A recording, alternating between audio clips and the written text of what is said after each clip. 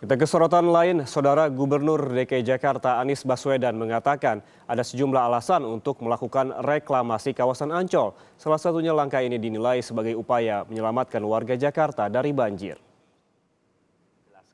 Anies dalam video yang disiarkan di channel YouTube milik pemerintah Provinsi DKI Jakarta juga mengatakan bahwa langkahnya ini berbeda dengan proyek reklamasi sebelumnya. Anies menyebut apa yang dilakukannya juga untuk mengembangkan Ancol sebagai kawasan wisata. Sedimentasi, karena itulah kemudian waduk sungai itu dikeruk terus-menerus dan lumpur hasil kerukan itu dikemanakan. Lumpur itu kemudian ditaruh di kawasan Ancol. Dan proses ini sudah berlangsung cukup panjang, bahkan menghasilkan lumpur yang amat banyak, 3,4 juta meter kubik. Nah, lumpur ini kemudian dimanfaatkan untuk pengembangan kawasan Ancol.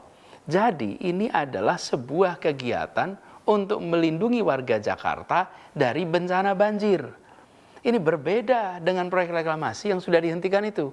Itu bukan proyek untuk melindungi warga Jakarta dari bencana apapun.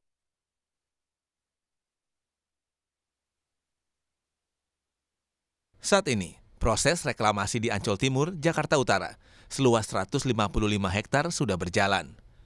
Fraksi PDI Perjuangan DPRD DKI Jakarta mengisyaratkan mendukung reklamasi Ancol yang diizinkan Gubernur Anies Baswedan. Ketua fraksi PDIP DPRD DKI, Gembong Warsono, memberi catatan reklamasi nantinya harus berkelas dunia. Kalau perusahaan dinyatakan sehat, maka saya justru mendukung untuk dilakukan pengembangan Ancol itu. Tetapi ketika Ancol sudah mewacanakan ada pengembangan yang berkelas internasional, berkelas dunia, jangan kelasnya ecek-ecek. Kalau Pak Anies menghentikan reklamasi untuk memenuhi janji, tapi fakta di lapangan bahwa persoalan reklamasi itu izin kan dari pemerintah pusat. Karena izin pada pemerintah pusat, apalagi dengan terbitnya Perpres 60 tahun 2020, maka tidak ada alasan bagi Pak Anies untuk menghentikan reklamasi. Kan begitu. Karena berdasarkan Perpres itu tahun 2020 ini, maka Pak Anies menerbitkan izin pengembangan dari reklamasi Ancol. Keputusan Gubernur DKI Jakarta Anies Baswedan mengizinkan reklamasi di kawasan Ancol juga mendapat dukungan dari fraksi Gerindra DPRD DKI.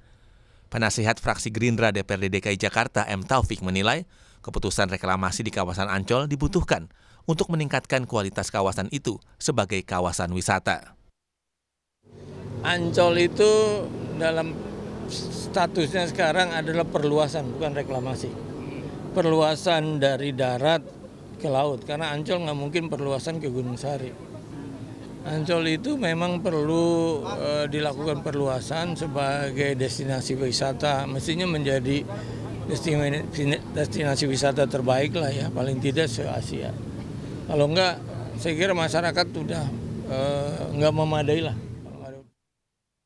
Sementara itu, bagi Walhi DKI, langkah Gubernur Anies Baswedan mengizinkan reklamasi Ancol akan menambah beban pemulihan kondisi lingkungan di Teluk Jakarta dan tidak ada kaitannya reklamasi dengan penanganan banjir Jakarta. Pemprov DKI Jakarta, Gubernur DKI Jakarta mengambil pilihan memberikan izin perluasan kepada Ancol dan Dufan yang artinya adalah menambah beban lingkungan hidup. Terkait soal banjir, masih ingat dalam catatan sejarah soal reklamasi di Jakarta, dulu juga kan reklamasi itu tidak ada hubungannya dengan persoalan banjir, tidak ada hubungannya dengan persoalan lingkungan. Itu murni adalah pendekatan bisnis dilakukan oleh pengembang yang kemudian difasilitasi oleh negara, dalam hal ini pemerintah. Dengan alasan masing-masing, dua partai besar di DPRD DKI Jakarta, yakni PDI Perjuangan dan Gerindra, sudah memberi dukungan kepada Gubernur Anies Baswedan yang mengizinkan reklamasi. Sementara itu, alasan dari Gubernur Anies Baswedan reklamasi adalah untuk melindungi Jakarta dari banjir. Tim Liputan Kompas TV.